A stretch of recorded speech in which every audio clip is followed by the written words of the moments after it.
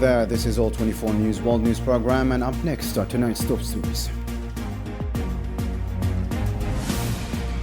Dozens killed in Zionist attack on Gaza's Al-Burij camp as bombing continues.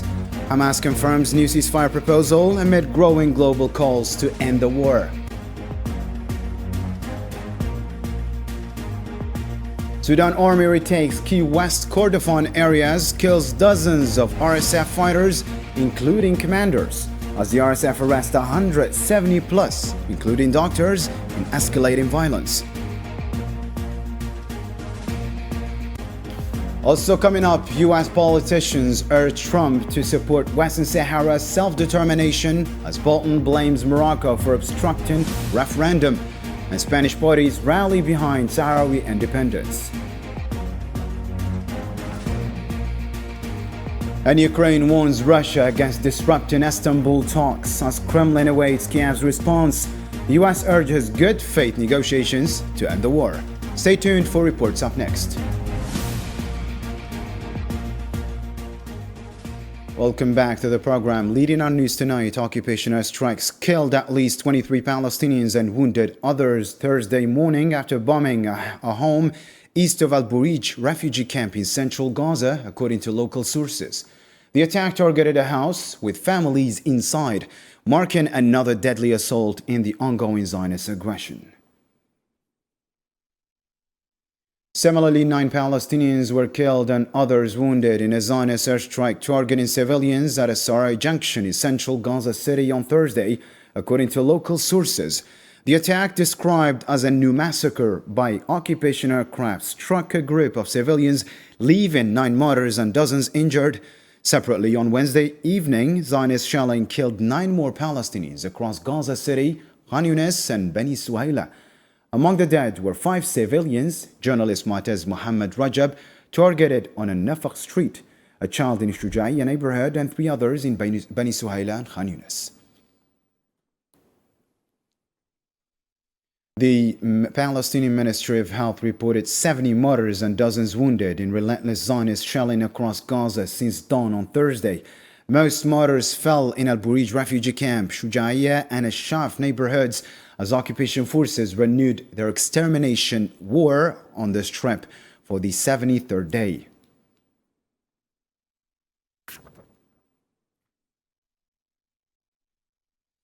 In a related story, the Palestinian Journalists Syndicate reported that journalist death toll in Gaza has reached 221 after Zionist forces killed reporter Mohammed Rajab on Wednesday evening.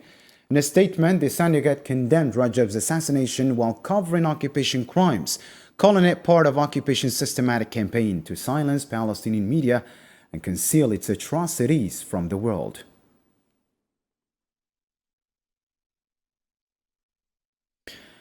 Hamas confirmed it is reviewing a new ceasefire proposal from mediators, vowing to study it responsibly to serve Palestinian interests, ensure relief, and secure a permanent truce in Gaza. The movement noted it had previously agreed on a framework guaranteeing a complete Israeli occupation withdrawal alongside a lasting ceasefire. Additionally, the White House revealed on Thursday that President Trump and envoy Steve Witkoff submitted the proposal already approved by occupying Israel to Hamas.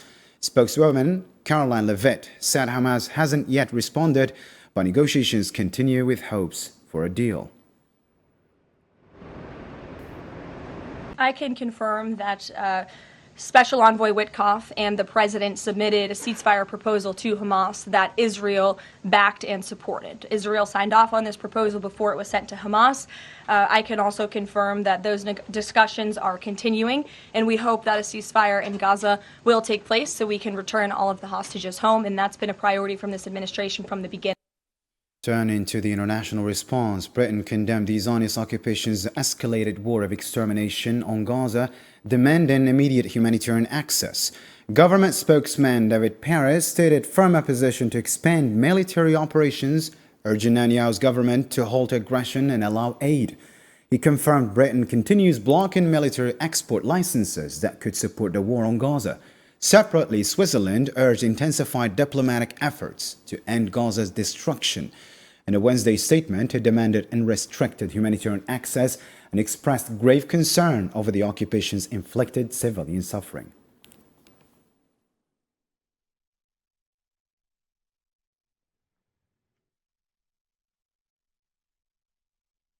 UNICEF warned that militarizing Gaza aid will worsen child suffering and deaths. Director Catherine Russell said distribution points risk becoming military targets due to Zionist and American security presence, with current aid at less than 10% of truce period levels. The alternative risks the militarization of humanitarian aid would likely doom Gaza's children to more suffering and death. There have been concerns that distribution sites could be perceived as military objectives. According to Israeli authorities, aid distribution sites are being supplied by 60 trucks a day, a tenth of the number going into Gaza during the recent ceasefire. We believe this new mechanism is also incompatible with humanitarian principles and fails to meet Israel's obligations under international humanitarian law. On a similar note, UN Middle East envoy Sigrid Kaag affirmed Wednesday that the UN will continue Gaza aid deliveries through UNRWA and other agencies.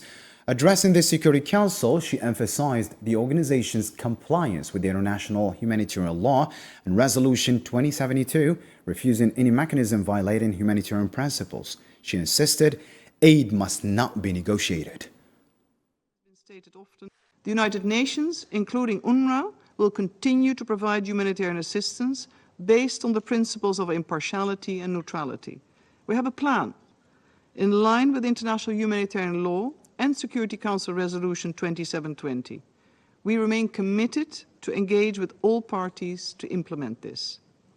We cannot, as has been stated often, participate in any mechanism that violates humanitarian principles. UN Secretary General Antonio Guterres said the organization needs fully equipped peacekeeping forces to meet today's realities and tomorrow's challenges. In a message marking the International Day of UN Peacekeepers, Guterres revealed that more than 4,400 peacekeepers have lost their lives in the line of duty, including 57 in the past year alone. He stressed the shared responsibility of the UN and its member states to provide peacekeepers with the resources they need to carry out their missions effectively. UN peacekeepers step into danger to help protect those who need protection, preserve peace and restore hope. Now more than ever, the world needs the UN, and the UN needs peacekeeping that is fully equipped for today's realities and tomorrow's challenges. We honor their services, draw inspiration from their resilience, dedication and courage, and remember all of the brave women and men who made the ultimate sacrifice for peace. Moving on to the war in Sudan now, the army has fully secured Isata Zarqa in West Kordofan after fierce battles against the Rapid Support Forces near Abu Zabad. The 6th Infantry Division fortified defenses and launched clearance operations in surrounding forests to prevent RSF infiltration. In a separate engagement, joint resistance forces repelled an RSF attack on al-Khawi axis, killing 344 militants, including commanders. The operation destroyed and captured 67 armored vehicles after RSF forces attempted to assault positions outside al-Khawi city. Sudan's army secured the release of 66 child soldiers forcibly recruited by the Rapid Support Forces in Shandi River, Nile State. The 3rd Infantry Division intelligence confirmed the children were safely returned to their families under military supervision, condemning the RSF's blatant violation of children's rights through their forced conscription into combat.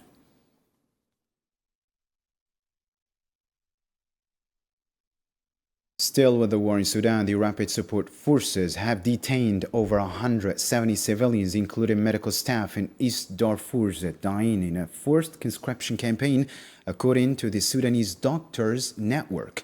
Spokeswoman Tasnim Al-Amin revealed to All24 News that nurses like Hamdan Abdullah Musa face ransom demands for forced combat services, calling these actions crimes against unarmed civilians.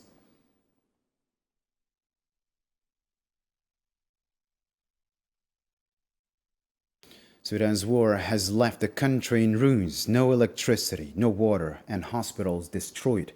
With infrastructure obliterated and services collapsed, reconstruction costs now exceed $1 trillion. Usama Ayadu reports now.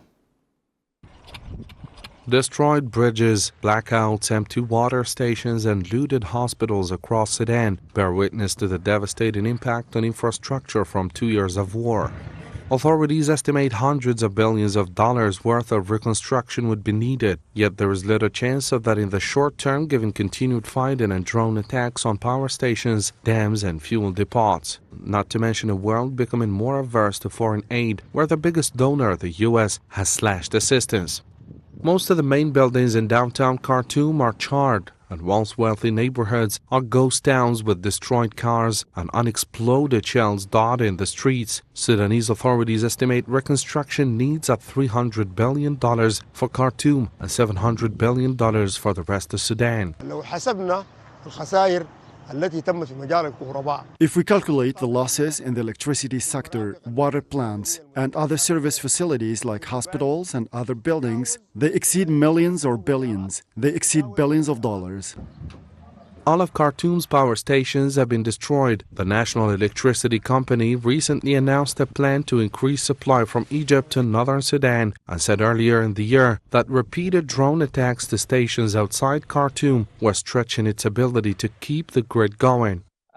We are estimating the damage to be in the hundreds of billions of dollars, probably around $300 billion. We are looking at extensive damage to infrastructure like power stations and water plants. All the health facility in Khartoum have been damaged. Government forces retook Khartoum earlier this year, and as people returned to houses turned upside down by looters, one distinctive feature has been deep holes drilled into walls and roads to uncover valuable copper wire. We're looking at somewhere between 2 or 3 million people that are looking at returning to Khartoum. And we want to avoid a process that creates another humanitarian emergency. With 2 or 3 million people looking at returning to Khartoum, interventions were needed to avoid further humanitarian emergencies like cholera outbreak. But continued war and limited budget means a full-scale reconstruction plan is not in the works. In that way, the war may provide an opportunity to decentralizing services away from Khartoum and pursuing greener energy sources. Switching focus to another news story. American diplomats and politicians are urging President Donald Trump to restore U.S. support for a referendum on Western Sahara's self-determination. In a Washington Times article, former National Security Advisor John Bolton called on Congress members to visit Sahrawi refugee camps and highlighted Morocco's obstruction of the 1991 agreed referendum. U.S. policy on Western Sahara should return to its original foundation, established in 1991, which supported holding a referendum for the Sahrawi people to determine their future. It was Washington that pushed for the UN Security Council resolution creating a peacekeeping mission tasked with overseeing a referendum on Western Sahara's status. But Morocco has been obstructing the UN's efforts to implement that resolution almost from the moment it was adopted, fearing that, in a truly free and fair vote, the Sahrawis might choose independence. Similarly, former U.S. National Security Advisor John Bolton rejected allegations tying the Polisario Front to terrorism, calling them Moroccan propaganda. He emphasized that the Sahrawi people have never supported extremism and have consistently pursued self-determination through lawful means. Sensing the risk that the obstruction efforts may falter, Morocco is now testing a new propaganda line, falsely claiming without evidence that the Polisario Front has fallen under Iranian influence. This disinformation campaign appears to be designed to distract the United States from Morocco's decades-long obstruction of a self-determination referendum. Morocco's allies in the West continue to echo these claims, perhaps influenced by the anti-Sahrawi propaganda. A bill was even introduced in the U.S. House of Representatives to design the Polisario as a terrorist organization. In his article, Bolton rejected Morocco's attempts to falsely associate the Sahrawi people with religious extremism or foreign ideological influence, defending their legitimate struggle for self-determination. The Sahrawis have never succumbed to the wave of extremism that swept through many regions in the late 20th century. Claims suggesting that Sahrawis are vulnerable to foreign religious propaganda are refuted by the long-standing presence of American faith-based NGOs in the camps, which provide educational and medical services. One of the reasons the late Senator James Inhofe, former chairman of the Senate Armed Services Committee, was a staunch supporter of the Polisario was the religious openness he and others witnessed in the camps. Over the years, U.S. State Department reports have consistently supported this assessment. Pedro Sánchez, leader of Spain's Coalición Canaria, declared full support for the Sahrawi people's right to self-determination, calling it an uncompromising matter of justice. At his party's conference, he urged Spain to honor its moral and historical duty to its former colony, rejecting any political bargaining over their legitimate struggle. Our conviction is firm in the Sahrawi people's right to self-determination, freedom, and independence. The Sahrawi cause is a matter of rights and justice that deserves solidarity and efforts to end the occupation and restore freedom. It is a legitimate and just cause, not open to bargaining or political deals. We call on the Spanish political forces to assume their ethical and historical responsibility toward the Sahrawi people and urge Spain to fulfill its legal and historical duties toward its former colony, ensuring the decolonization process. The bond between the Canary Islands and the Sahrawi people stems from shared historical, cultural, and geographical ties, and from the belief that freedom and dignity are non-negotiable. Turning to other news, Algerian President Abdelmadjid Tebboune and his Mauritanian counterpart Mohamed Ould Cheikh Al Ghazouani reaffirmed their country's historic ties in a Thursday phone call. President Tebboune congratulated Mauritania on securing the African Development Bank presidency through candidate Sidi Ould election, a victory hailed as beneficial for both nations and the continent. Algerian Secretary of State to the Foreign Minister for African Affairs Salma Bakhta Mansouri met with WHO Representative Fanwel Habimana and the IOM Representative Lalini Vera Sami to discuss boosting cooperation with the UN agencies in Algeria. Mansouri reaffirmed Algeria's commitment to enhancing partnerships that support Africa's development priorities and strengthen South-South, South-South and triangular cooperation.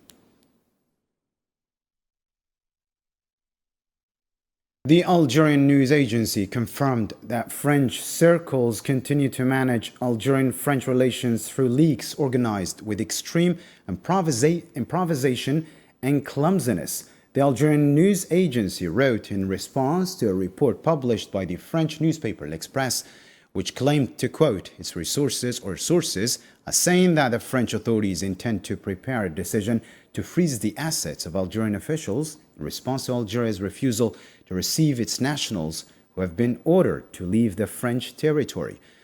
According to the leaks, they also intend to freeze the assets of Algerian officials in France by preventing them from accessing their real estate or other property.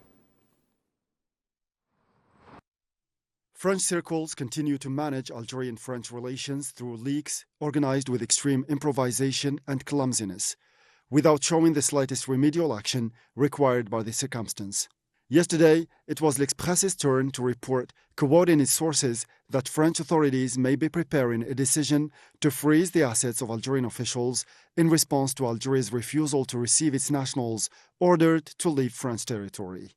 These leaks also indicate that efforts are underway to freeze the assets of Algerian officials in France by preventing them from accessing their real estate or other properties. Switching focus to the topical development, Ukraine's defense minister Rustem Umerov stated Kiev is prepared for new direct talks with Russia, but only if Moscow shares its peace terms in advance. In an ex-post, Umerov said Ukraine has submitted its ceasefire proposal and awaits Russia's document within 4 days to ensure productive negotiations. Ukrainian Foreign Minister Andrei Sybiha urged Russia to immediately share its peace proposals ahead of next Monday's Istanbul talks, warning against further delays. In a social media post, Sybiha accused Moscow of exploiting the 10-day preparation period to escalate military attacks while withholding negotiation terms.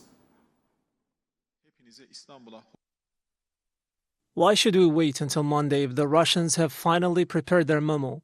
After 10 days of deliberation and accusations, it can be delivered to us immediately. We hope the Russian side does not delay the upcoming meeting and presents its proposal right away. As previously agreed, only a well-prepared meeting can lead to meaningful and effective outcomes. On the other side, the Kremlin stated it awaits Ukraine's response to its proposal for June 2nd peace talks in Istanbul, where draft memoranda for a potential agreement would be discussed. Spokesman Dmitry Peskov dismissed Kiev's demand for immediate document sharing as counterproductive, insisting Ukraine must first confirm its willingness to negotiate rather than issue ultimatums. You know that we have proposed to meet again in Istanbul on Monday, June the 2nd for the second round of talks. There is no answer yet, as far as I know. Russia has proposed to meet in Istanbul on Monday and start discussing these drafts. Therefore, it is not constructive to demand anything immediately or slowly. Here, you have to either confirm your readiness to continue negotiations or do the opposite. Russia's foreign ministry, quoted by TASS, said Moscow seeks legally binding guarantees to prevent a recurrence of the Ukraine conflict. It stressed that Kiev knows a final statement or settlement is impossible without addressing what Moscow calls the root causes of the war.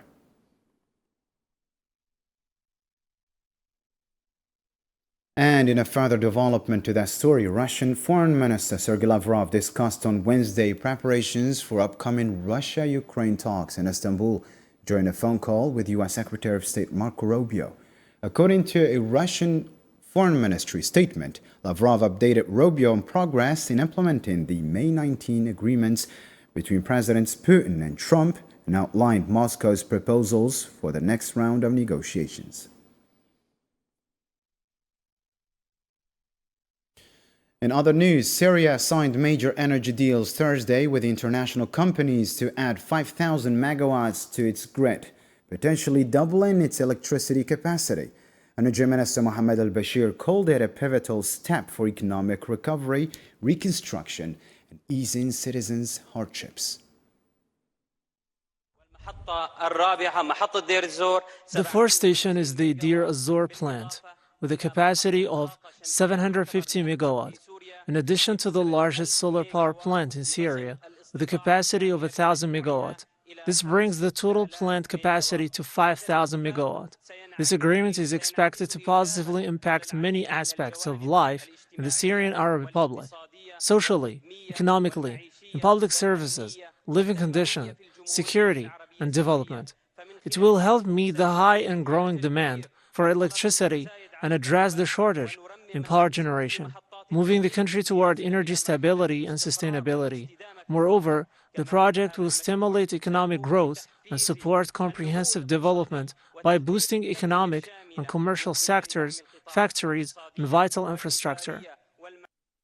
The African Development Bank cautioned that new U.S. tariff hikes and aid cuts will severely impact 30 African nations' exports. Hanan Morsi, the bank's macroeconomic policy director, noted U.S. protectionism toward Africa still far exceeds African trade barriers on American goods.